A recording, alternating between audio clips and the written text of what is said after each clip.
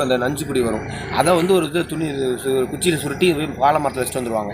அந்த பாலை மரம் அதாவது இந்த இலையை இது பண்ணோம்னா இதில் ஒரு பால் மில்க் செக்ரீஷன் வரும். இந்த இந்த பால் மில்க் செக்ரீஷன். ஸோ இது பாலை மரம் வெட்பாலை. இந்த வெட்பாலை இலையை சின்ன சின்னதாக துண்டு துண்டாக பிச்சு நம்மளுடைய சூரியனுடைய கதிர் யூவி ரேஸ் நம்மளுடைய பெரிய பாத்திரத்தில் இலையை போட்டுட்டு தேங்காய் எண்ணெய் இப்போ நமக்கு சமாளம், அதாவது தேங்காய் எண்ணெய் ஒரு உதாரணத்துக்கு ஒரு 5 லிட்டர் ப்ரோ பண்ணுறோம்.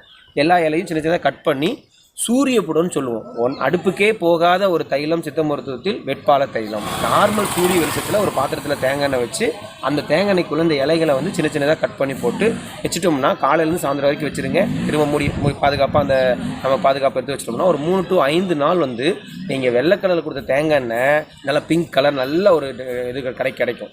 அந்த தைலத்தை நல்லா அந்த குப்பை சிலையெல்லாம் வடிச்சிட்டு அந்த எண்ணெயை நீங்கள் ஃபில்டர் பண்ணி எடுத்து வச்சுக்கோங்க. இதை வந்து இந்த தோல்வி